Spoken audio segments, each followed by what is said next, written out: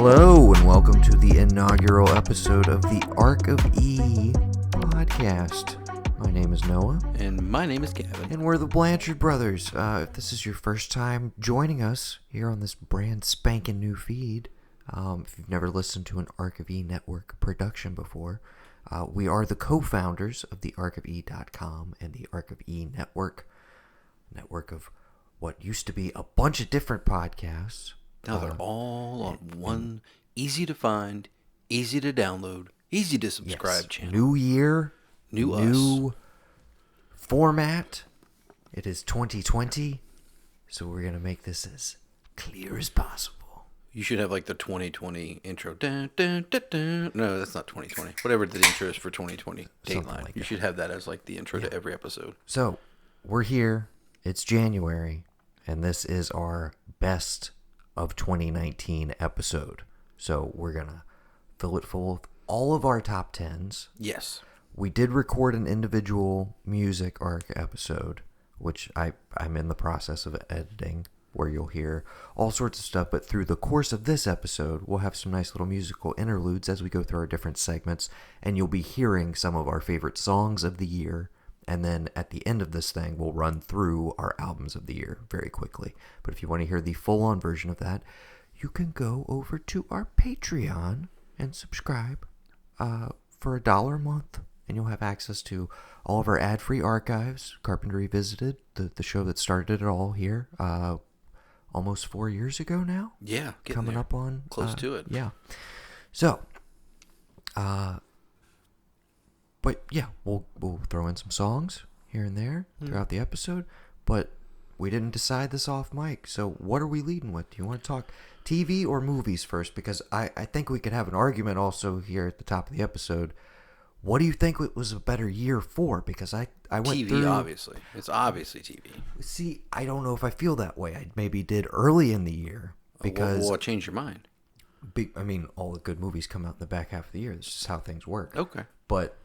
it ended up being an incredible year for movies, in my opinion. Okay. You may have not seen some of the stuff we're going to discuss. I don't know. Probably I don't know not. where you're at in the They midst were on my of catching list, up. We'll see. But I have like a 35 movie list because basically anything above like an 8 or an 8.5 for me, I listed and like ranked out. But it was a hard time narrowing it down to my 10 favorites of the year. I managed to do it. I could give you a top 10 of movies I haven't seen that I should have and want to. Okay. As well. Well, we can play that. I'll probably game make too. that out of your list. But maybe Sure. maybe we start with TV. It's been a while since we've been able to discuss any television together. Yeah, that's true. And we did start out this year over on the TV ARK, actually doing episode by episode coverage together for the first time ever of True Detective Season 3. Which I think might come up somewhere. Yeah. On somebody's list. So, yeah. I think we lead with TV. We'll call this the TV ARK section right now. We have 3 cats in our new studio setup right now. So you're gonna hear some background noise. It's 2020, baby. Yeah. This is just how it is. If anybody wants 2 free cats, hit us up. ARKofe@gmail.com. Yes, two of them are welcome to go. The 2 of them we'll Phoebe send to you in a box with no air. Phoebe and Chest Rockwell. Chest Rockwell. Can leave anytime. I love that Fife you named them, Fife is staying. But they don't respond to you. They don't listen to you at all. They're tough. Yeah. They're tough guys. Okay. TV? Is that what we're doing? Yeah. You want to kick it off, brother? Sure. All right. My number 10 is a little Amazon show that I stumbled upon that it had one of my guys in it. Don't know if they're going to come back for a second season, but I really did enjoy it. It's Hannah. It's kind of an okay. I think it's maybe an adaptation of the movie Hannah with Eric Bana. Yeah. But I don't know if they're going to expand on it anymore. Wright movie, right? Right. Still have never seen it and never have not seen the TV show. TV show is really, really, really good. I enjoyed it. And it's Kinnaman and Mariel Enos being paired together again after the killing. I know, that was the best part. That alone, I was like, okay, I kind of want to check this out. But I went through the same thing where I was like, I haven't seen the movie. I need to watch the movie. I never caught it when it came out. I know people liked it. Yeah, I mean, I'm pretty sure the movie was good. I don't necessarily get to see the movie to get this. I think if you watch the movie, you would appreciate it more. I gotcha. But even not having seen the movie, I still enjoyed it for what it was. And it's another one of those that's like, if you have any question about what Amazon's doing, you don't need to worry about it, because there's a whole myriad of shows that they come out with that I'm just like, sure, let's do it. They made some both upsetting and questionable decisions this year, but also are still putting out stuff that I'm thoroughly enjoying. So I'm a little bit of a mixed bag for me with as far as Amazon goes this year. But I guess in the streaming wars, Netflix took the cake for me this year. But we'll see how many of those shows actually end up on this list, because a lot of them are on a little network called HBO. Of course. Okay. Speaking of which, my number 10 slot, if I need to table it, let me know. The Righteous Gemstones cracked my top 10. It's my number 10 favorite TV show of the year. It's Danny McBride and Jody Hill and David Gordon Green, the whole crew back together again. I loved Vice Principals. Me too. But not to the degree that I loved Eastbound. And this to me is like, I don't know if it's the location of it all, because it's not specifically Charleston, but like every single shot like is right around the corner from us. The whole vibe of the show and the tone is still wonderfully weird and has gotten back to that great, like, just dark, strange area that like Eastbound would dip into constantly. Yes. And I'm glad that that's back in there. And just amazing performances. And apparently they're all back. Goodman's great. McBride's, as you would expect. The takeaway from this year, though, is Judy Gemstone. Yes. Edie Patterson is Judy Gemstone. That is probably my, like, as far as comedies go, that's my hands down favorite comedic performance of the year. Movies or TV. She's absolutely incredible. She has all the best lines. Yes. She's so good. And then her and, is it Tim Baltz, I think? I think so. As her boyfriend. Just magical. God, Judy. Magical stuff. I love everything between those two characters. It's great.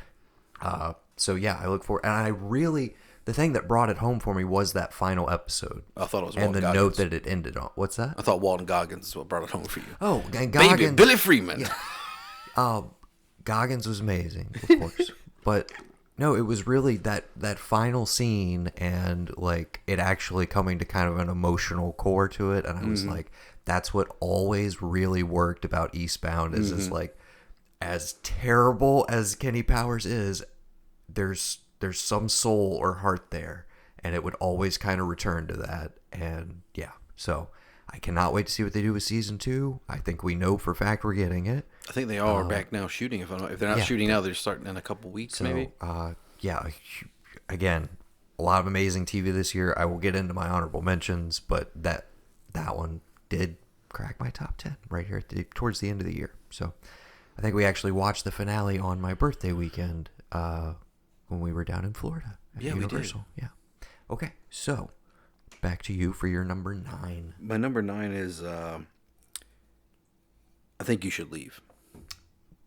Did not crack my top 10, but it's right so right up there funny. At my number. It's in my 15 slot. Okay. I Think You Should Leave from Tim Robinson on Netflix. It's fucking ridiculous. Maybe as far as comedies go, that is my number 1. Yeah, show that's of the half year. the reason I put it on there. It's just the funniest thing I've seen. It's short and it's bite-sized, and you can kill the entire season very quickly. He is doing a season 2. Yes. Cannot wait for it. I killed it in Florida. That was my favorite thing. We get up, go to the beach, come back, we're making lunch, and just like boom, boom, boom, boom. And it's endlessly rewatchable because you kind of forget the order of things in certain episodes, and you just throw it on, start it again, and you'll catch little bits every time you go back to it. But I think start to finish, my girlfriend and I have watched it about 3 times so far this year, and incredible stuff. Just great sketch comedy. If you're not familiar with it, just dive in. It's obviously not for everybody, but I also feel like if you watch the entire season, there's going to be something in there that you die on. You're done. And which will hopefully make you go like, maybe I do like this guy, and then you'll jump back. But yeah, you literally could watch it in any order, but I would say just start from the beginning, keep go rolling through the whole thing. Yeah, it'll take you all of like 2 hours at the maybe most. 2.5 hours. Yeah, at the most, maybe. Great stuff. Oh yeah, yeah. I Think You Should Leave. So that's a ringing endorsement from both of us. Did not crack my top 10, but yeah, I tended towards the dramas for the most part, as you're going to see. I might need to table this one. You let me know. My number 9 is Watchmen. Yes, please table it. Okay. So back to you for your number 8. My number 8 is, me may need to table this. It is the Cobra Kai Season 2. We can talk about Cobra Kai, which is my number 6 show of the year. We did a full podcast on this back over on the TV arc, so I would steer you towards that. But I think the main thing that we'll just echo from that is we were completely blown away by the first season. Yes. And there was a certain amount of like, there's no way they can do this again to the same level. But they did, and they elevated because, again, they hit all the just sweet spot reference points you want as a fan of the original series. Again, that's the other thing I love is it's not relegated to like, we're just referencing the first movie. It has now encompassed like The other two. And we're also hoping that season 3 really gets us into part 3 movie wise, and that's where we hope it's going as fans. But what we did get this season was the return of Kreese. Yes. Absolutely astounding Martin Cove performance. You still have Johnny Lawrence just being Johnny Lawrence and stealing the show again. Yes. Zabka has managed to prove to everybody. I really thought he was going to swing an Emmy nomination this year. Me too. For season 2. Absolutely incredible. But the other main thing, the kids and the new narrative, the new wave beyond the classic characters that we love, has now been developed to a point where I am fully attached to all of our major players on that front. Good and bad, basically. I have, alliances on both sides. So, and you forget how we ended, like, spoiler alert, but the giant battle at the end. I'm like, how are we doing this right now? But it makes complete sense. I cannot wait to see the full scale fallout of that in season 3. So we are beyond hyped. We both loved it. That was my number 6. And one thing I was talking with some friends about the other day that gets overshadowed because he did actually really pass away. The character of Bobby, I think it is, that like he rounds up the Cobra Kai, the original Cobra Kai gang, and they do the whole let's break him out and have some fun. And that actor did unfortunately pass away from that. And high point. I think that gets overshadowed by how good everything else is. You forget, oh shit, that happened. Mm-hmm. But the shot of them all riding bikes and then like it cutting to them in the 80s with the jackets and stuff, I was like, I don't know if this is the moment that the creators and like the writers wanted most of everything, but it feels like because of who the creators are, they could basically do whatever they wanted, and anybody wanting to like, put a halt to it, they'd be like, no, this is the only reason we're doing season 2. This emotional beat of like, let's get these dudes back together, kind of let Johnny try to get back to himself, and to see all that and what it meant to those actors, because I mean, what else have they done? And then like, what it meant for the actor who passed away in real life, it does get overshadowed by this, like I said, the giant battle at the end. But just having that beat in there and that not messing with anything, you're still there, you're still in the show, and you're like, well, damn, that was crazy. And the next episode, you're like, whoa, shit. Like, that's just how brilliant that writing is. And I'm definitely ready for season 3. And one of, I tried to control myself and stretch it out a little bit, but one of those shows that I love that I can just binge because they do fantastic cliffhangers episode to episode to just keep you hooked in. Oh my God. Fantastic show. We could not be more pleased with it. And again, Karate Kid is like one of our shared favorite franchises, period. Yes. So yeah, if you haven't checked it out, I know the first season, possibly the second one, I believe they put them up free streaming on YouTube. Yeah. Like anybody can watch the entire season now. You don't have to be a subscriber. I assume when season 3 does come out, you'll have to be subscribed to watch when it's initially released, which we will do. And we will follow up with, of course, a giant, 2-hour discussion, which has been our tradition so far for seasons 1 and 2. And here's hoping that Terry Silver and Julie make a cameo next season. Yes. We had the tease, of course, at the very end of the season. So, yeah. Okay. All right, so this is your number 8. Yes, my number 8, which also might have to go on the table. I don't know. It's Mindhunter, season 2. Yeah, we're going to table that one, man. Okay. So back to you for your number 7. Is that what's happening? Yeah, my number 7 is Barry. Totally. Let's talk about it. That's my number 5. Okay. What can you? I mean, again, the scenes where he is full on acting with her are probably my favorite. You know, I don't know why, but just the whole joke of acting, like, oh, I guess out here in LA, like, they do bits for movies, not like actual theater pieces. Everybody having these terrible ones, her writing that one, him wanting to do like Braveheart to like show off what happens, the reveal of what actually happened. Season 1 or season 2 where she's doing like Aaron Brockovich? What? I think it's season 1 she's doing Aaron Brockovich. But her lying, kind of lying about what really happened, and like her taking that, watching her character kind of take the shortcut, easy narrative. She really came alive for me in the second season. Particularly, everybody talks about that like 6-minute monologue or whatever that she does. That's like an unbroken take or something, which is absolutely incredible, and just one of the biggest laughs of the entire payoff laughs of the entire season. But again, we've talked about it. The supporting cast is really what like is mesmerizing in that show to me, because any side narrative you're following, I'm always engaged because everybody is incredible. The Stephen Root of this season, dude. I absolutely loved. And then Winkler, which, again, putting him, after all the stuff he's been through in the course of the season, dealing with the fallout of season 1. I'm trying to talk in vague terms for anybody who hasn't watched Barry. What the hell are you doing? It's one of the best shows on television. But putting Winkler in jeopardy in season 2 was one of the most nerve-wracking things for me ever. And then also in the middle of the season, you have what is probably my single just favorite standalone episode of television this year, with just absolutely mind-blowing stuff. What is the name of that one? I don't remember the name, but I know what you're talking about. Yeah, Ronnie and Lily. Ronnie and Lily. Yes. Yeah, I don't know if I saw a better episode of television this year. Yeah, in terms of just like being my jaw on the floor the entire time. Yeah. Yeah. Oh, you got a lot of trophies here, man. What's these for? It's just so, and the fact that all that whole like that subplot of like I know about you, whatever. The fact that gets wrapped up by the fact that like the agent that was following him for whatever reason, like boom, done. Like the writing is perfect.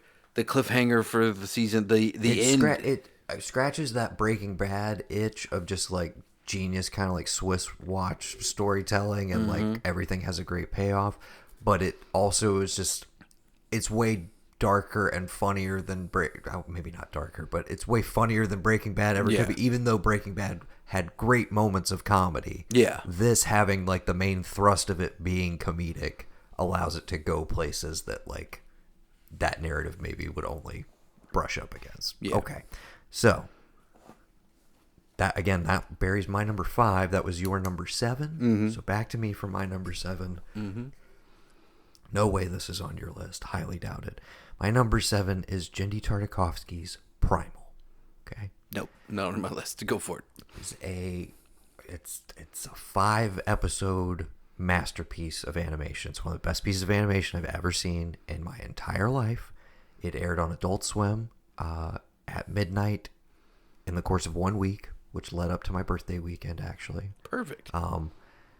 And it's incredible. It's a caveman who loses his family tragically, and bonds with a T-Rex who also lost her family tragically, and they are bonded by tragedy, and they're navigating, the wasteland of like prehistoric times, and it's like a fucking heavy metal album cover come to life.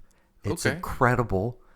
If you're not familiar with Jendy Tartakovsky, Dexter's Laboratory, the Powerpuff Girls, all right, Samurai Jack, yeah. Clone Wars. He did his own little like Clone Wars thing. Not the main series you're thinking of, but the better one. The shorts, basically. Fife is making his presence known in the background. He's being primal right now. Yeah. He's helping me out. You can watch, again, these are like excuse me, I didn't even mention the main thing. There's no dialogue at all. There's zero dialogue. It is all pure visual storytelling. Amazing sound design and soundtrack, but no dialogue. It's absolutely incredible. You can watch the whole thing in an afternoon. I recommend maybe spaced out. I mean, I loved the way they eventized the series. They released every episode at midnight, like, and it just ran for 5 days, and then that was it. They didn't like do a bunch of reruns of it. I think it's rentable on Prime. I don't know that it is streaming anywhere, unless it's maybe on Cartoon Network or Adult Swim's like separate website or their app. I forget, but I highly recommend you seek it out. It's worth throwing down the $10 for. I don't know if they're going to do like a Blu-ray release. If they do, I will be picking it up. I cannot recommend the show more highly. Again, one of the best pieces of animation I've ever seen. That's Jenny Tartakovsky's Primal. Okay, that was my number 7. Back to you for your number 6. My number 6 is The Boys from Amazon. Amazon, yes. The Boys is my number 17. Oh, okay. I thoroughly enjoyed it. We had kind of 3 big alternative comic-based shows, if you will. Yes. 3 high-profile ones. I'm sure there was more this year, of course. Probably. But, yeah, the ones that come to mind, of course, The Boys. Watchmen, which has gotten a mention, which we'll get to eventually, I guess. And then The Umbrella Academy. Yes. Which also might get a mention later. I don't know.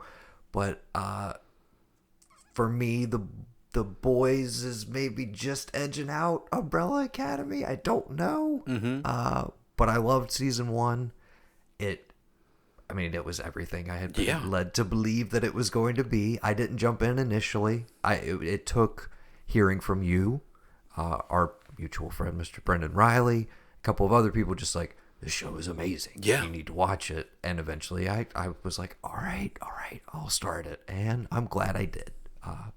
Tell me what you liked about it. Oh, dude, I mean, the Carl Urban of it all, the idea that, like, these superheroes exist in the world, and then the whole, like, politics around it, like, oh, well, we've got to give, like, superhuman powers to, a third world so we can have a need to be global. Elizabeth Shue. I ready think to act again. We discussed this. Again, spoilers. She can do The Boys, but she can't do karate or Cobra Kai? Come on, man. Spoilers for The Boys, season 1, but you and I both commented to each other where it was like, oh yeah, man, I don't know, maybe we won't see her on Cobra Kai 3 because, it seems like she's got a, good thing going here. And then by the time you get to the season finale, I was like, hey, so I'm thinking she might actually show up in Cobra Kai, man. You never know. Yeah. So, yeah, I had a blast with The Boys. Just the commitment to the tone, I thought was great. And also, the actor's name escapes me. I'm sorry. Homelander. Another one of just the highlight performances of the year. Mark Paul Holmes. You cannot. What is that? I call him Mark Paul Holmes because he looks like if Mark Paul Gosselaar and Pete Holmes merged together. Say Pete Holmes. I think he looks like. He sounds like Pete Holmes. He looks like Zach Morris and Arnold Schwarzenegger got smushed together. Okay. I'm just saying for the voice is why I say Mark Paul Holmes because he does kind of sound like he. In some points, I'm like, or maybe like John Ritter-ish. Maybe I don't know, but like Pete Holmes and John Ritter kind of look the same. But yeah, okay. Homelander, that guy, he killed it. The reveal at the end, not knowing what that's all about, that was a nice cliffhanger. And we've now seen a teaser for season 2. Oh, that's out. Yeah, it's very brief. It's like a 30-second teaser, but I'm very excited. When did they give a date? I think fall, or it might be summer. Wasn't it summer this year? I feel like it was, but I didn't catch it until the fall. Yeah, because I spent my summer watching Stranger Things. Okay, is that a teaser for the maybe it might be, who knows? Okay, but yeah, that's my number 6, The Boys, ma'am. All right, and again, The Boys was in my top 20, just not in my top 10. Totally recommend that one, and that's Amazon Prime once again. Okay, my number 6 was Cobra Kai. My number 5 was Barry.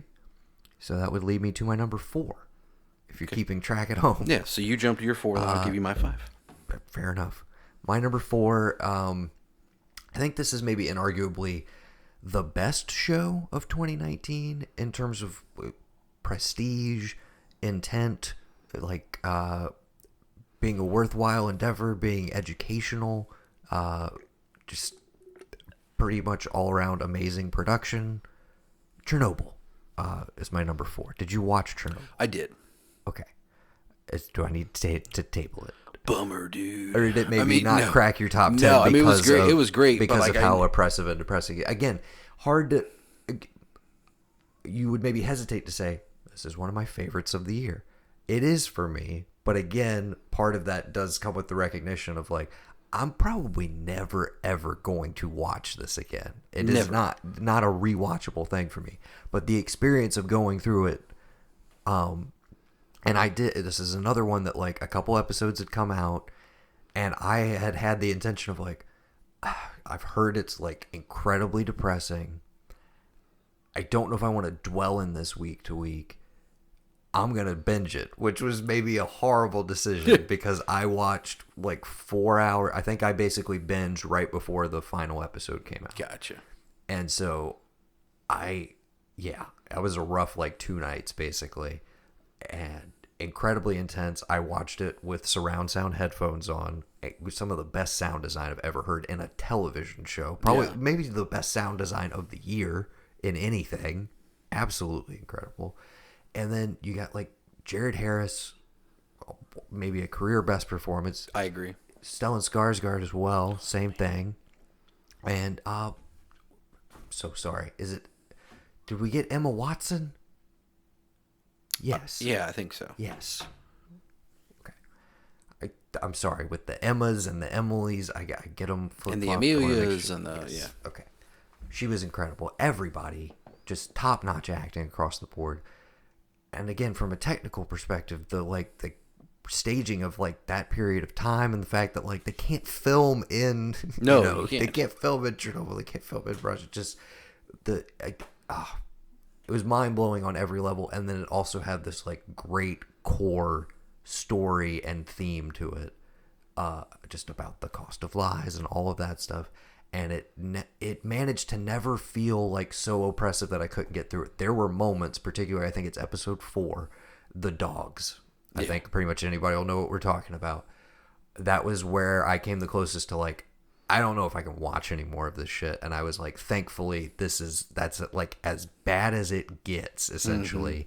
Mm-hmm. And then you have the finale, which is just kind of like the reckoning of all of that. Yeah. And then like just the snippets of like what happens to people, that's like a fucking crusher in itself. And it's like, wow. Absolutely devastating show. But I mean, it is worth your time. I think it's one of those that you can say like needs to be seen because it really does have something to say and says it in a pretty incredible way. So, dude, this is perfect. Like that's exactly where I want Fife to be. Eye level with you in the director's He's just chair? chilling. Yeah. He's hanging out. He's not making any noise. He's probably gonna go to sleep here in a minute. Yeah, his eyes are getting real. Yep, there we go. Yeah. Yep. There you go, bud. Okay. So, yeah, I had to lighten the mood after Chernobyl. Sorry. So that was my number 4. That was your 4. So I think we're back to you for your. I don't know. My 5 and my 4, and then we'll jump into 3. What was your 6 to remind us, please? The Boys. Okay. Just making sure we're on track. Your number 5. My number 5 is Mindhunter Season 2. Okay, so we can finally talk about it. Again, Mindhunter Season 2 was my number 8. Oh, okay.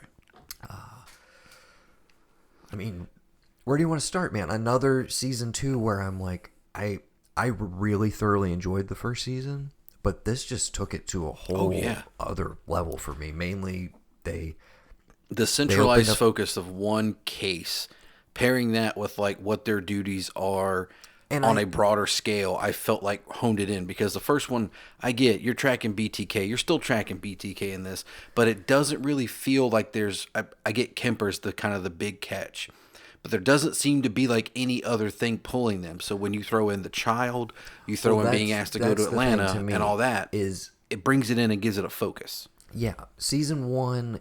Most of the home aspect or like outside of case stuff you're getting is with Holden. Yeah.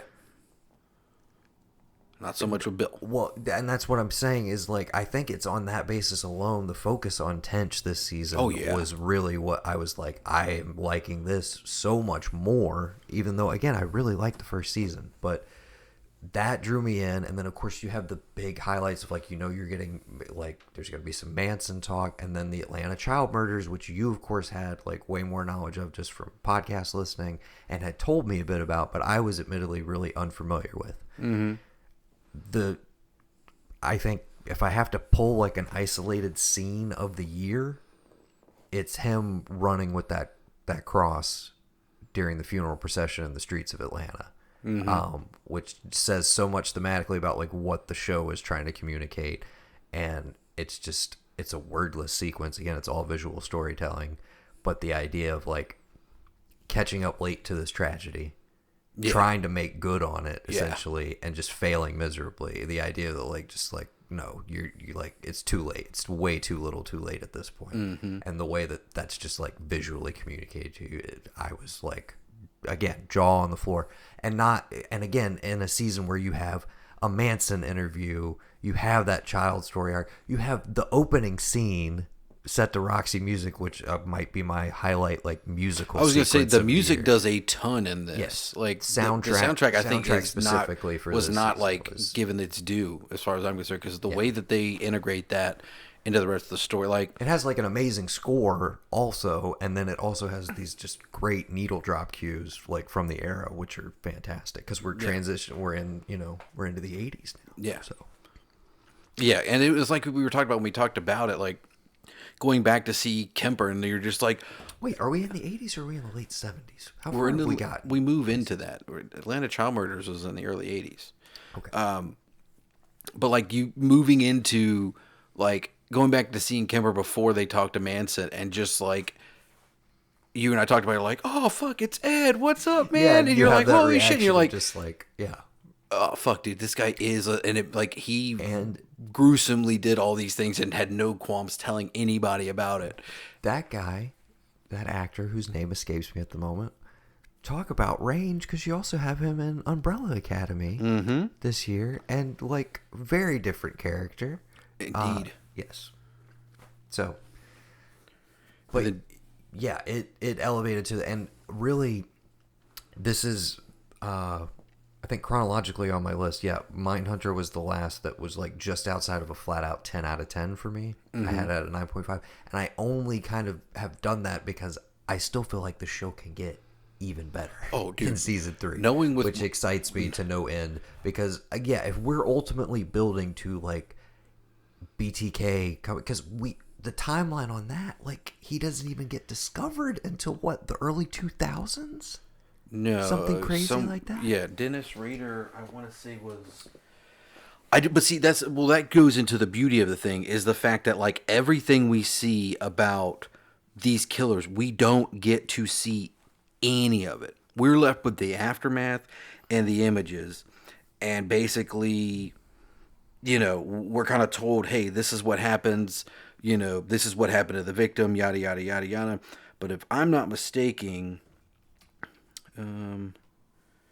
2005 is when he's arrested, but he was pretty much active until around 91, if I'm not mistaken. Included with time, like we've heard, Fincher wants it to be like 5 seasons, I think is what it was plotted out to. Yeah. Whether we'll get that or not, I don't know, but I really hope that we do as much as we can get of the show. Yeah, and again, if they need to take like 2 years off in between to give us a season that good, take your time on it. Like, don't rush it off. I also know we're finally getting a new Fincher feature film, which is going to be on Netflix. Have you heard about that? No, what is it for? It's called Mank, and it's about the writing of Citizen Kane. Oh. And Gary Oldman is playing Herman Mankiewicz. So, yeah. Oscar, done. Very excited for that one. Yeah. We get that this year. I can say that now because it's 2020. Yeah, I didn't know that. I'm looking forward to that. Yeah. So I'm saying it might be a little while on Mindhunter season 3, but we'll get. And again, Fincher's on like more episodes in season 2, if I'm not mistaken. But you also have help me out here, Carl Franklin, who did Devil in a Blue Dress back in the day, and like some other great stuff, and then Andrew Dominic, who did Kill Him Softly and Assassination of Jesse James by the Coward Robert Ford. It's set up now to where you could hand it off to another director, and I think the style and tone. Those two guys run with it because he's established it enough to this point. But I also know he was like deeply involved in season 2, and I feel like that's part of why it took a little longer and why it feels as like completely whole and like well thought out as it does. That's Mindhunter season 2. It's on Netflix. Go check it out if you haven't heard about it. Highly doubt that hopefully you have, but I feel like it did get a little lost in the shuffle this year. I haven't seen it on as many year-end lists as I expected to. I was very surprised. It was hot when it came out, but it was, yeah. And again, it's not a fun show. There's very little. There is a lot of dark comedy in it, to me at least. But there's very little like levity in the show at all. There's no like comic. And it's all relief, Bill really. Tench. Yeah, It's all him talking to other people. the about way stuff. he kind of like The way he exists has to in move. contrast to the rest of the world. Yeah. Okay, so where are we? That was my number 5. Do you want to? You already gave me your number 4, right? Which was Chernobyl. Do you want me to give you my number 4, and then we'll start Catch with us top up. threes? All right. Let's get to the top 3. All right, number 4 for me, Stranger Things season 3. Did not crack my 10, of course. I but kind of it's my figured. number 19 of the year. Okay. We did do a full-on podcast about this one as We well. sure as fuck did. Over on the TV ARK. So I would recommend that you just go listen to that if you want totally. to hear our full-on take. I think, again, for me personally, it was kind of a comeback. I enjoyed season 2, but it did feel like kind of a retread of season 1. I know what it is. What is it? You watch that trailer for season 2. You got the Thriller remix in there. You got it looking crazy, and it's good. It's great, but it's not what the trailer thought you were going to be. The trailer in this one, I don't even remember the trailer. it's fucking for, Thriller, like Billy. There, it's the main things I remember from that: the Thriller remix, them playing at the arcade, Steve in his sunglasses at night dancing at that party, Billy with his shirt off going crazy while Thriller's bumping. I'm like, I don't know what the fuck's gonna happen this season. I'm down I for do it. remember the arcade being a huge part of it. So you get that in season 2. It's great. I love it. But you're kind of like, all right, kind of rehashing. We got to close the portal. This one, you get a lot of, hey, a lot can, this one summer can change everything. They're growing up. The We got mall, the gallery, and you're like, okay, this is what I want. Also, it was gross as hell. Yes. The effects work was like on another level this year. On rival with the first season. Yes. And yeah, it felt like a great summer blockbuster. And at that moment in the year, movies were kind of like teetered on It's the edge almo- for me, where I was like, some of this has been pretty astounding, Endgame. And then some of this has been like, I haven't even been interested in it. Lion King, for instance. But yeah, this hit at the perfect point where I was just like, this is everything I wanted it to be. I've gotten over my own personal bullshit of like, it's too rehashy, well, whatever. And I was on board for it, and it was an absolute blast. Yeah. Yeah. Check out my Instagram for all the Halloween photos. Totally got the cutting edge shirt. And I got Gavin a Hopper action I figure know. for Can't Christmas. wait. Have you opened it up yet? Nope. It's staying in the box. Staying in the box. Staying in the box. Like it's going to be a collector's item. Take it out and put it on your desk, man. Play with it. If I put that thing on my desk, all the children that come into my office are going to be like, "What's that?" The same thing they did with when I went to Japan after grad school. I left my shoes there, so John and Karen, they sent me back a box of stuff with my shoes in it. One of the things they sent me back was a tiny die-cast GTR, and I don't know if it's rolled off the desk into no man's land between the wall and the desk, and I can't find it, but it's not there anymore, and I'm just going to assume that happened. swiped it. I'm hoping some kid didn't swipe it. Would mean he would have had to go into my office when I was in the bathroom and Somebody take it off didn't my watch desk. enough Dora the Explorer. Yeah, swipe or no swiping. So, Okay. So we're to the top 3? yeah, go ahead and start with. Give us your number 3. All right. I guess I'm ready to do this. My number 3 was a season 3 and a final season of one of. Table it. Oh, okay. Wait, final Are season? you surprising me? What's happening? Oh wait. Oh, you're. Never mind. I never saw I it. was like, "There's no way this is on your I never list. saw it. Why Never are you mind. I stopping didn't. me?" Go talk. Tell me about the Deuce. Yes. Tell me 3 things about the Deuce. 3 things about the Deuce. David Simon. Yes. This is not one of the Okay. things. David Simon, the creator of The Wire, Treme, many a great show. This is his latest endeavor with his main co-writer, George Pelicanos. Okay, that's one thing. So, like, if that's not enough of a pedigree, what are you doing here? Maybe the best ensemble drama cast assembled in recent memory since, like, Mad Men, probably. Last decade. Yeah, I would say, because, yeah, Mad Men starts technically last decade. For me, yeah, best ensemble cast When did Mad Men start? of the decade. 2007. Okay, so or 8. so Mad Men started 2 decades ago. Yeah. So you can say that the Deuce had the best ensemble cast of the last decade. I totally can say that. Okay, and I do guess it. I'm cool standing by that. Stand by that. This, I think I referenced it on some prior episodes, but every single episode of this final season felt like it could be the final last episode. one. I remember you and telling it me just that a couple kept times. spinning itself into, I was like, it could end here, or it could end here. And the fact that it kept going and kept like satisfying / devastating me like week after week as I was following it, I was completely blown away by it. I love the first season, which is very 70s centric. It's like, I love that era. I love the vibe and everything. But the show does a bunch of time jumps or whatever. And then this is kind of a spoiler, kind of not. The final sequence of this series is one of my favorite of any. Here's how we're going to wrap up a show. It borders on, I'm not saying it sits quite at the same height. I need to rewatch it. But it kind of borders on my feelings towards the finale of 6 Feet Under, which is still the crowning achievement of like television finales as far as I'm concerned. I thought it was brilliant the way they chose to wrap everything up, and it just, like most David Simon shows, it tells this incredibly broad, interesting, sweeping story about society, but it tells it through very intimate character portraits, and I just love these characters and I love spending time with them. And it is a show that, even though it ends very bleakly for a lot of characters that you come to love, it's honest and it's true, if you will, even though it is, it's based on a period of time and a lot of real life characters, but it is a fiction at the same time. Couldn't recommend it more highly. I feel like most David Simon shows, like of course The Wire is something that people came to like way down the road and is now kind of agreed upon as one of, if not the best television shows of all time. The Deuce is one of those I feel like people just flat out missed out on. It's a hard show to like kind of sell people because you hear, oh, it's about porn in the 70s in New York. Like, oh, it's really titillating. And then you watch it and it's a very realistic portrayal of that. It's not glamorized. It's not fun, quote unquote.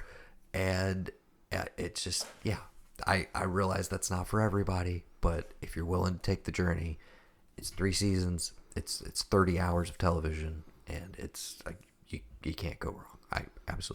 It might not be 30 hours. I think the final season is actually like 9 episodes. Anyways, okay, it's great.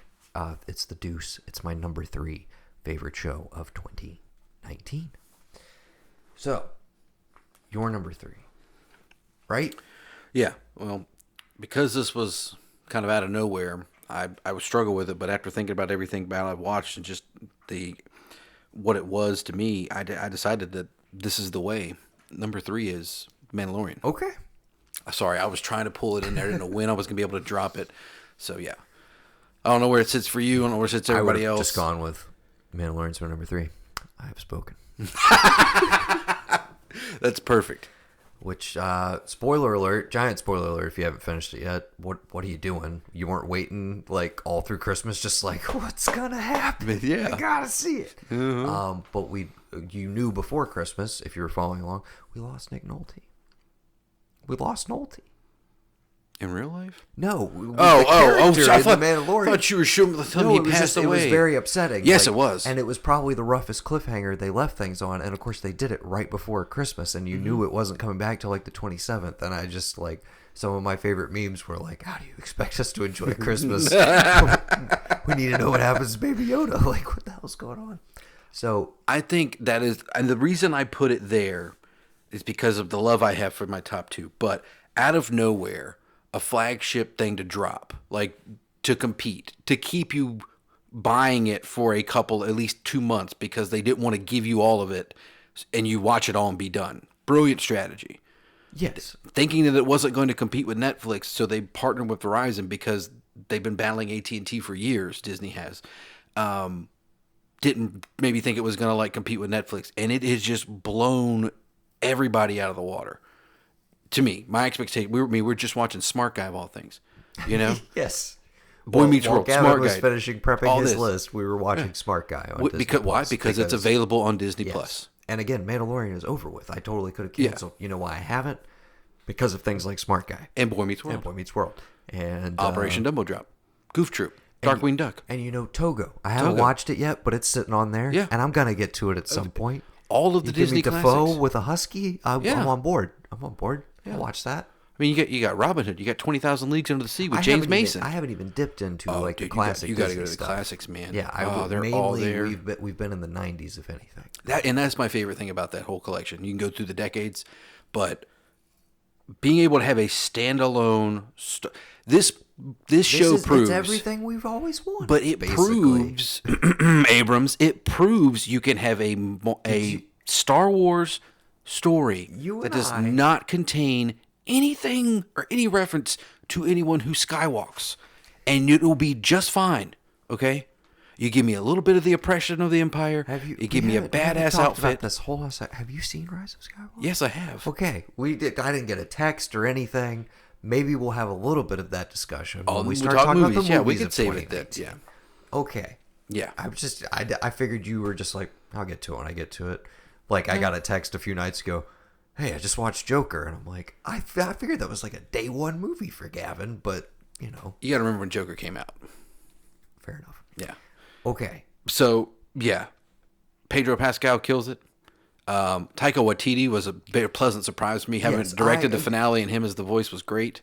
The finale was incredible. But I loved, in retrospect, the episodes that I was kind of like a little more lukewarm on in the middle there. Mm-hmm. I enjoy them more in retrospect because I'm like, I like that it is just kind of episodic. And when we got into that vibe of like, he's just going to go to a planet, he's going to have an adventure, and the ship is going to leave by the end of the episode, and they're going to be off to the next thing. Oh, this is a Western. I get it. Just like they nailed that tone. I love that the episodes aren't too long. Which kind of leads to like, I don't overthink it. I'm way more, because that finale has so many moments that if you really wanted to nitpick, you could like, oh, well, this doesn't make any sense. And like, she just was like, hey, you got to train with your rocket pack. He's using it 5 minutes later. Like stuff like that, you could totally have issues with, but in the moment you just don't care because it's just fun and it works. Or you're still thinking about Sudeikis slapping the shit out of the child. Sudeikis and Adam Pally. Oh my god, dude! When I heard the voice, I was like, "That's fucking Sudeikis." Oh, immediately. Yes, that was my favorite little fucking. Oh, that was the best cold open of any of the episodes by far. And of course, we got Gustavo Fring flying around the galaxy now, dude. It's so great. Okay, so cutting himself out with a light sword of some thing. Yes, I forget that is a canon thing. Like non-Sith people that have that type. I don't know. Yeah, I know what you. Yeah, I can't remember what you call it. Yeah, I think it's something from KOTOR, right? Probably. Anyways, yeah, I loved Mandalorian. It didn't quite crack my top 10. Obviously, it's somewhere in the top 20 there. Yeah, I think it's my like 21. Yeah, it's about 20 spaces too long, but all right. Okay, I loved it though. It was great. Yeah. My number 2. Yes. Is Fleabag season 2. I knew that was coming. Yeah, we're getting into. I couldn't get to season 2, but I did watch season 1. This is maybe the most cliched at this point, as far as like, yeah, a lot of your endless have had it. You know why they have? Because it is season 2 of Fleabag is one of the most incredible things I've seen. Period. Television, movies, whatever. It's one of the best things I saw this year. I've watched it 4 times, start to finish. Shit. You can breeze through it. You're gonna get more out of it every single time. Again, season 1 is great. Season 1 is fantastic. Season 2 takes this show like into the stratosphere. It's one of the smartest, funniest, most unique, brilliant things I've ever seen. I don't want to say anything more about it than that. People just need to see it. It's not going to be for everybody. I can see people who would be really turned off by it. And you know how you're going to feel about it within the first scene of the first episode. It announces itself and what it is very quickly. And if you're not on board for it, then that's fine. But I also do think if you're just a little on the fence, stick with it. Give it some time. And if you're really struggling with season 1, I don't know why you would be, but just jump to the pilot, or not the pilot, excuse me, the first episode of season 2, which is essentially centered around a dinner party. And it is just, if you're not on board after that, just I really questioned your taste in general, but B, it will overwhelm you, and you'll be like, I gotta see where this shit goes. It's great. It's amazing. It's on Amazon Prime right now. Go watch it. Like, literally stop this podcast. Go watch it. It is worth all of the hype. It's impossible to overhype. It's Fleabag Season 2. Go watch it. You too, brother. I watched season 1. I said I'll catch season. So you like it? Oh yeah, I do. Okay. I did. Well, that's what I'm saying. Yeah, It's no, like, if you I like agree. Season 1, Yeah. Season 2 is about to like just absolutely blow your mind into. Yeah, I told you I watched all. Like you told me that, but then like Leftovers, and I was like, well, let me watch Leftovers for the decade list, and then, Glad you did, right? yeah, Yeah. All right, that was my number 2. So you're number 2? my number 2. Yeah. What is it? Speaking of Leftovers, this is another series from. Oh, I was wondering when we were going to get to this. Yeah. Okay. Number 2, Watchmen. Which was my number 9. Yeah, Right. I think so. Yeah. He said early on It to sure table it. was. Yes. Again, this is one. I don't feel like there's a huge disparity in how we felt about it. I saw a lot of great television this year. Yeah, I saw this one late in the game. Also, I mean, it just ended a couple weeks ago. Yeah. I do want to rewatch it because I definitely feel like it might rise up the list in retrospect. But I mean, hell of a season. I don't know if we're getting any more of it. I don't know if we need any more of it. But I mean, you give me another Watchmen season and just give me completely different characters, I'll be just as I think satisfied. I think that's really the only route to go.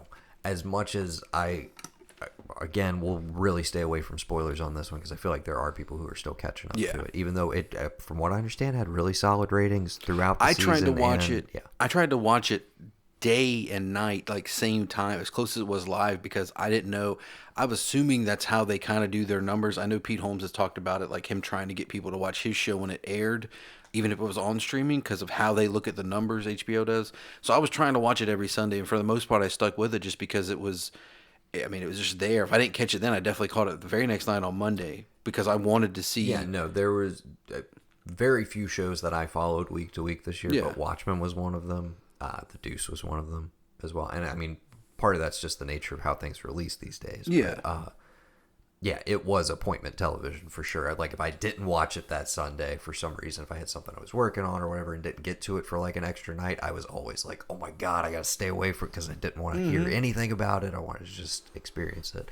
And I think that goes back to what I was talking about with like The Mandalorian, that it just kind of jumped and just like, crash landed in the zeitgeist with Baby Yoda and everybody going on and on. I have people who've never seen The Mandalorian, but they know, oh, that's Baby Yoda from that show. Right. And I'm like, one, it's not Baby Yoda. Two, It is fucking Baby Yoda. As far as the world at large is Exactly, concerned. yes. Like, and also the show should just be called Baby Yoda. It should be, yeah. Because, But because I was actually, that is one, I'm sorry, that's another one of the sequences of the year is when IG-11 straps Baby Yoda to his chest and rides in on that speeder bike. And he's is just killing everything in sight.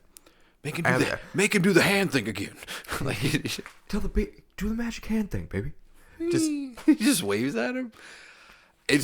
What a gem as well. I'm sorry. Carl Weathers? Carl Weathers is I love him. Who knew that we needed him in Star Wars? Somebody. Some genius knew that we needed him. They probably called Billy D. Williams. He's like, I can't, but I love can it, get. dude. Yeah, I love it. But no. So like when I was getting that mystery box I got for you for Christmas, all the signs at Second of Charles are like, coming February, March of whatever. The little figurine things of Baby Yoda. I'm like, who the fuck somebody missed the ball on this. Granted, they didn't tell anybody it was coming, but like the minute that show dropped, you should have been like, what does it cost? What are the rights? Let me make it. From what I understand, though, with the way that manufacturing works and everything, if they wanted to have something to coincide with the release, it would have leaked. It would have been out in the world because they would have had to release the designs for it, etc. Yeah. People would have known it was coming in the show. So they literally, to protect that secret, waited until the show aired, and then after that first episode was available, then the manufacturing chain started. That's why it's just now getting to the point where you're having officially licensed stuff. But yeah, the fact that they were not available for Christmas, and it was pre-orders almost like the original Star Wars figures, that just made it so much better. Yes. Yeah. But yeah, I mean, clearly Baby Yoda won 2019. Do you think? I mean, if we're having a debate, Do you think Nolte took some of the toy rights?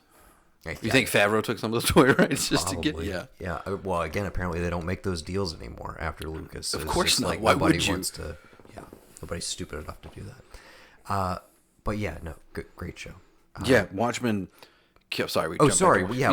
Mandalorian, great. We are Jump back to Watchmen.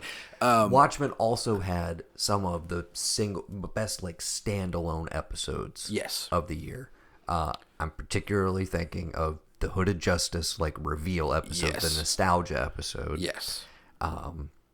Also the Dr. Manhattan episode, which dude, follows it up. the And last then three? I would and then I would also throw in the Looking Glass Century episode just because I adore Tim Blake Nelson. He's my favorite part of the whole fucking series. Well, and that's maybe one of my like slight, again, not complaints. It's just like the show was 9 episodes.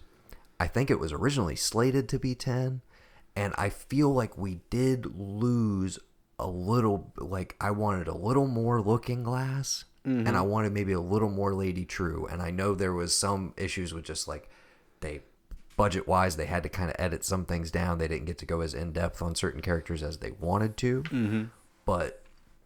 Yeah, which led to a little bit of like by the time we got to the finale, I felt like everything was pretty well satisfied. I just felt like knowing that this is ostensibly all we're ever getting of this universe and these characters, I wanted just a little bit more from it. I think that's why it's sitting a little bit further down on my list. But what he did with it week to week is just, and we sit here and we say like Lindelof came up with all that. He would be the first one to tell you there's a huge writer's room behind this. The actors bring just as much to it. Like it's a total group effort, but we kind of think of it as his like auteur brain or something. Yeah. But just overall, everybody involved with it, a pretty incredible achievement to kind of win over all of the skeptics, seemingly, and do something truly unique with pre-existing property, which it seems like it's really, really hard to do more and more. We'll talk more in our movie section. So kind of almost want him to just give him the last season of Game of Thrones and see what he can do with it, kind of thing. Yeah, if anything, because I just noticed that hasn't been on our list at all. It's nowhere near my top 20. Nowhere near my top 50. Yeah. Okay. Mind you, and I watched every single season to watch the last season. Yeah, within a year. Although I can respect it. Everybody was going on about it, and I was like, I enjoyed the fuck out of it. They're like, well, this is like, I didn't watch it for that. I watched it for the Hound, okay? Right. Rory was the only guy I gave a shit about. And him taking his brother down into that fucking fire. Clogging the Hound. Like, perfect. Done. Great. Okay, great. She saves the world. They let the crippled kid become the king. The incest people, they get smushed. And, you know, everybody gets what they wanted, and they're all back to where we started. He's up on the north side of the wall. Great. Don't give a shit. The Hound got his. That's all I care about. Perfectly fine. For sure. Okay. Number 1. Almost a drum roll. I'm hoping maybe, just maybe, we're going to have some synergy here. Maybe. Now, I don't know. I do not know. What do you got? What network was it on? How did you view your number 1? I streamed it. From which service? The same one as my number 2 pick. What was your number 2 pick? Watchmen.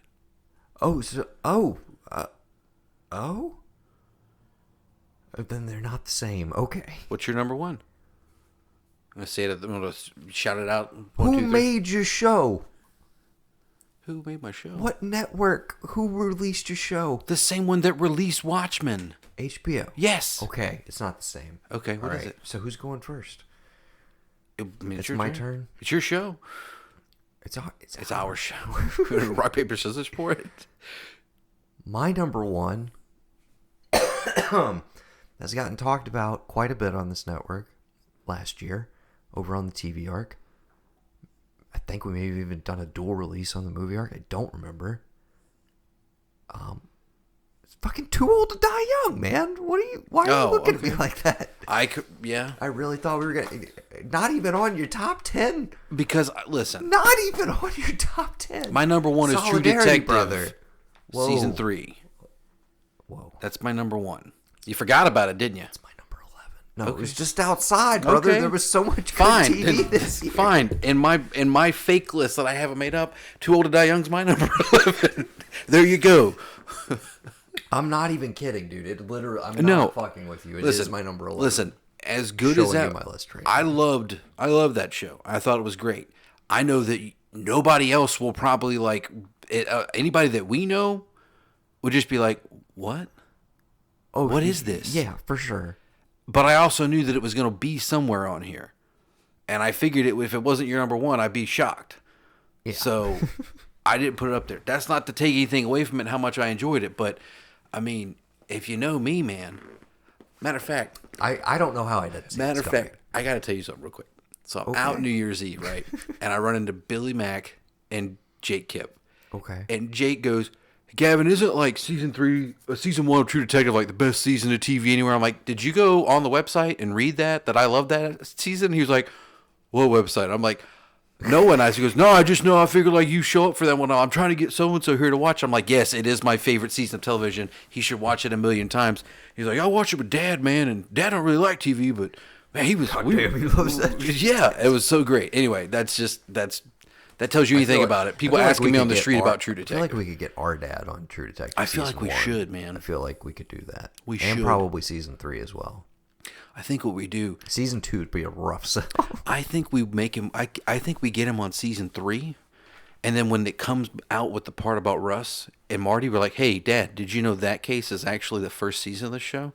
Them solving crimes in the bayou, all this crazy voodoo." I think maybe secretly that is the way to watch the show too. Is season 3, then 1, and then 4, or what? Sorry, what? and then 2, because. We love 2. Because you Again, get the go world. over the TV arc. We did a whole series called Tuesdays with Noah and Gav. And we covered season 1, season 2, and then season 3 episode by episode. Oh, God, that was so over the fun. phone as it aired. That was a great time. Not good enough to make your number 1, but it was good enough for me. It was my number 11, man. It was right there. We haven't discussed this yet, but we do have the potential to recreate some Tuesdays magic. The Sheriff? The Outsider? The Outside. Oh, yeah. Bateman? I thought you were talking about Stephen Dorff being the sheriff on Mendelsohn? Fox. No, I do want to see The Outsider. I mean, I know we will be watching it week to week. Now, whether we want to try and cover it is another story. Maybe we'll talk about it sporadically. Maybe we'll wait until a couple episodes come out and then we'll drop some theories on each other. Well, the way that this new show's supposed to be working, we're going to be just catching up twice a month anyway. So we might as well just like do 1 and 2 and then like 3 and 4 and then however many we get. Yeah, I guess we can also tease like we got Bad Boys for Life coming up. Yeah. We got some other stuff. Okay, wait. 1917? Too Old to Die Young was my Too number Old to 1. Die Young, yes. Again, talked about it plenty. Nicholas Winding Refn's Amazon series. You gotta search for this one because this is part of my whole fuck you Amazon thing. I talked about it on those episodes. They've completely buried this show. If you go under originals on Amazon Prime, you will not see it. Mm-hmm. It is there. They have every other show, even the shitty ones they've made, listed on this master like thumbnail list on the app. But you can't find Too Old to Die Young unless you direct search it. Okay? So do yourself a favor. Go do it. Again, if you're not a fan of the man's work, if you didn't enjoy Drive, if you didn't absolutely adore Only God Forgives, you're not going to like this show. No. I fully recognize that. It's not for everybody, but there was literally nothing else like it this year. I've talked about it. It's the closest thing to Twin Peaks: The Return for me. It's nowhere near it, but it's the closest thing to that sort of experience I've had since Twin Peaks: The Return. So just go watch it. It's on Prime. It's available in Ultra HD right now. It's gorgeous looking. It's the best looking show of the year, and has some incredible performances in there. Oh, yeah. The only main thing I want to shout out, because I think she had an amazing year, Christina Rodlow, incredible. I still haven't gotten to The Terror Season 2, which I know she was a part of as well, which was on AMC. Still a lot of TV I didn't get to this year. Mm-hmm. So with that in mind, we're going to take a little musical interlude, and then we're going to come back with some honorable mentions for TV, and then we're going to transition over to the movie arc. We're going to put the TV arc back in the dock. Okay? All right. So take a listen to some of our favorite tunes of 2019. Look at all the peaches. How do you celebrate? Can't appearance out of nowhere. It's already dead. I know you have the dove. I'm not getting wet. Looks like a date is set. show the ferret to the egg. I'm not getting let along.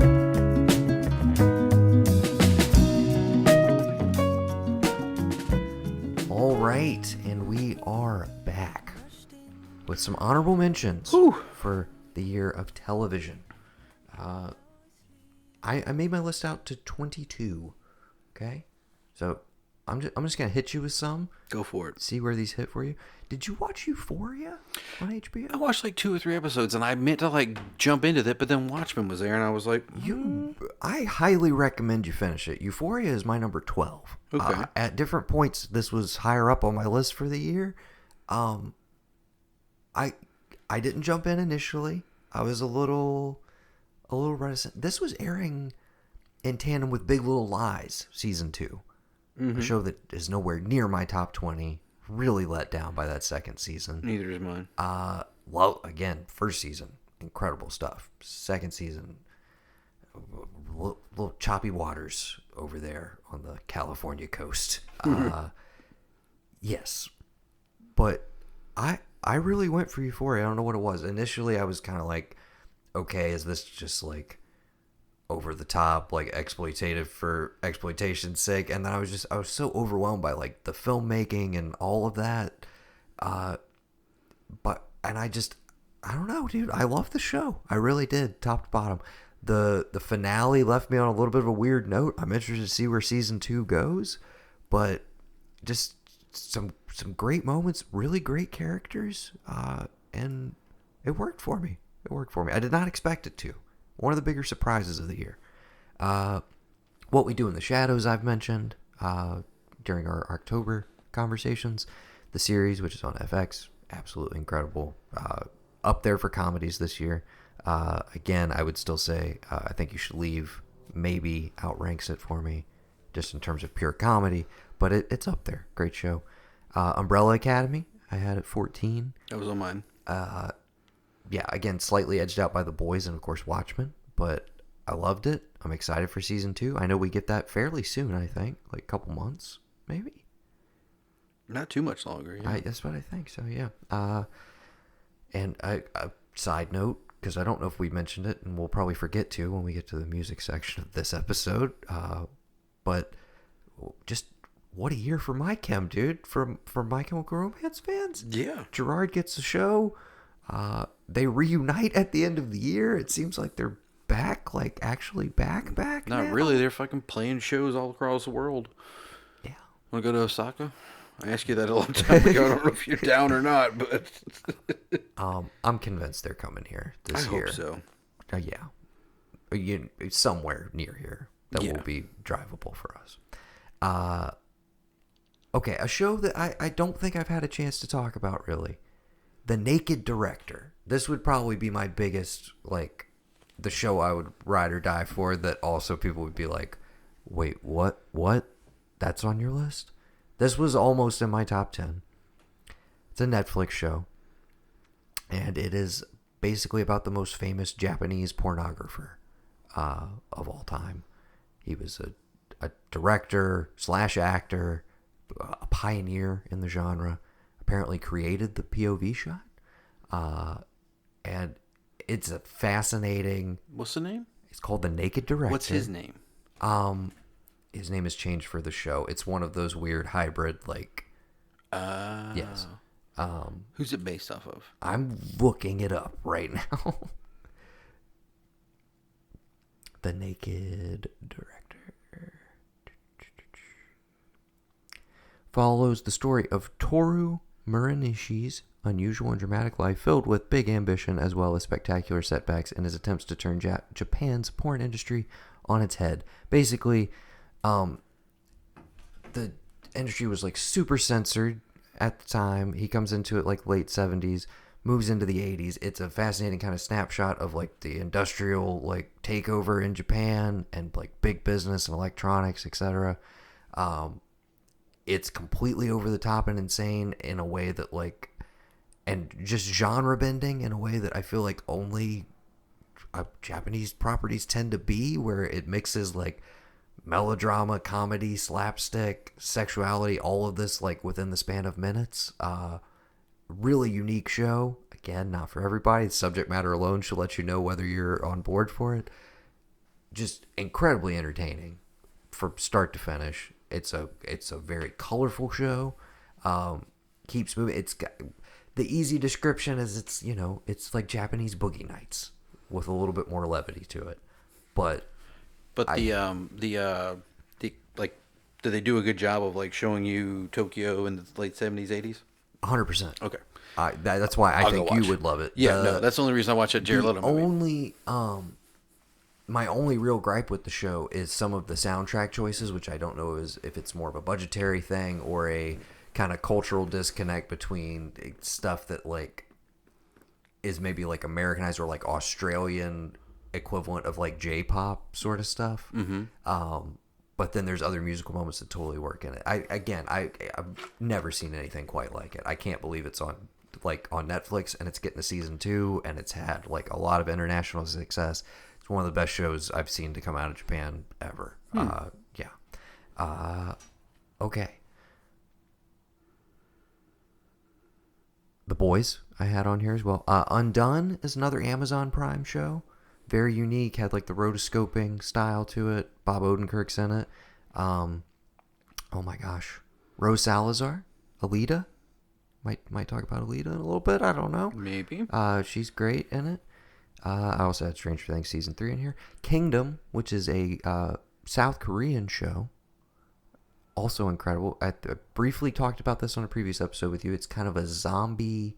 It's basically Game of Thrones meets Walking Dead, set in like feudal Korea. Really unique show. Really interesting. It's only 4 episodes, I believe. 4-hour-long episodes. We are getting a season 2 as far as I know. The production value and the kind of epic scope of this thing, mind-blowing, dude. Like, just really shows what you can do on a budget in Asian countries. It's pretty incredible. Highly recommend it. Not a huge time investment. Really, the only investment, you gotta read, man. You gotta read a little bit. Okay? Same thing with Naked Director. Do not do the dub tracks on either of those shows. Please. Please do not.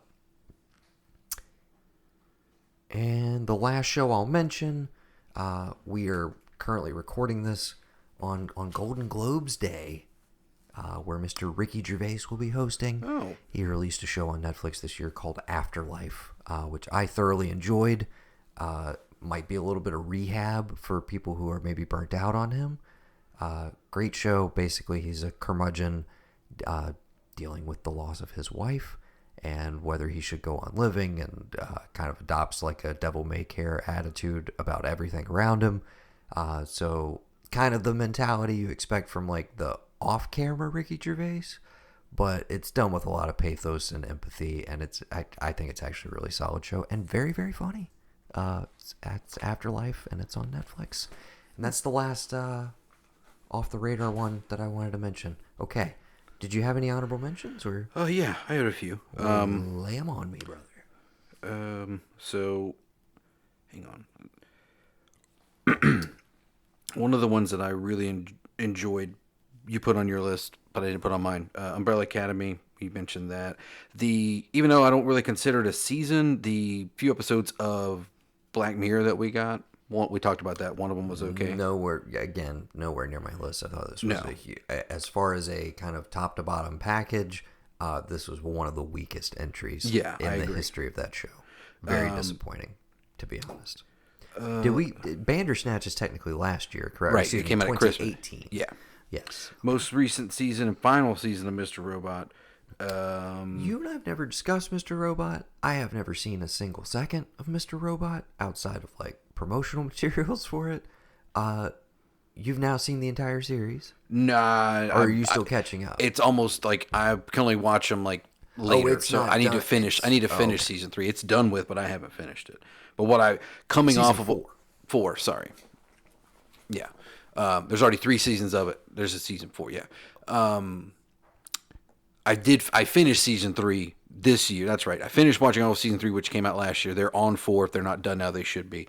What else? There was another Netflix one that I really thought was good, but I didn't put it up there. Ozark, that came out, and I forgot about it. But Punisher season 2 was early January, was, right at a year ago. And another one that I did not make time for, unfortunately. I'm really hoping that just they're the series as a whole. I tried to start the first season a while ago, and never if you like Bernthal at all, you'll love it. I mean, those will be up forever. It kind of is one of those things where they're going to be lost to time because we're not, they're not carrying on, and they're just kind of going to live on Netflix forever. It's a little weird. Yeah. As far as I know, they'll be there. Well, see, that's my thing, because like their Netflix properties, all that, and they're not renewing them, but neither is Disney. So if there's enough of an outcry, who gets to do that? You know what I mean? Mm-hmm. Like, I feel like you can give me another season of Daredevil. The second season was amazing. And another show, I didn't finish season 3. I think part of that might have been because we knew it was not coming back. Did it have 3 seasons? Yes, 3 seasons. That's right. The third season is that was also earlier this year, if I'm not mistaken. Yes, a lot of TV. Again. Yeah. But I think in terms of the sheer quality, kind of across the board. And again, if you had told me that, Game of Thrones, it had it in the bag. It was gonna be the number one show of the year, Yeah. And I don't think any of us fully expected that, and it kind of was like a dawning thing of like, oh wait, this is like a True Blood season or something. Like what's going on here? I say that having only watched the final season of True Blood and having like most of the rest of the show explained to me, but I know a lot of people were disappointed with that one. All right, so. That was the year in TV for 2019. I hear some cats freaking out, so maybe it's time we take a little break. So we'll take another musical interlude, and then we'll be back, and we'll be aboard the movie ARK. All right, and hey, we're not doing ads on the new format. I'm just messing with you, but we are going to check in with Mr. Sunshine Mayfield, who just dropped me his top 5 TV shows of the year. Okay. It's time for Sunshine, Sunshine, Sunshine's selections. Okay. That's your jingle, man, I guess. So make enjoy a better it. one. Okay, at number 5, he had The Mandalorian, or just Mando. That's what we've been calling it. Mando works. At number 4, The Boys from Amazon, crossover once again.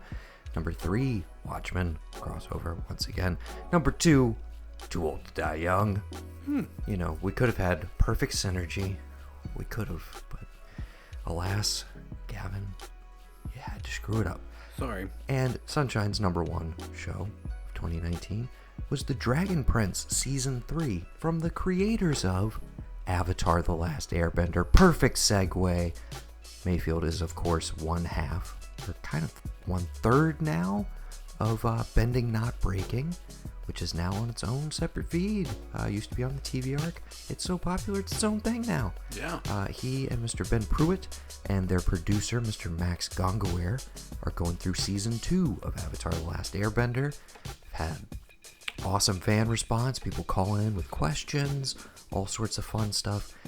They've been keeping things going strong with some mini episodes during the holidays, but they will be back with new full-on episodes starting this year. So if you're not subscribed, that's Bending Not Breaking. It's available on iTunes, Stitcher, and now on Spotify, where hopefully you're listening to this podcast as well. We got to get that moved over there.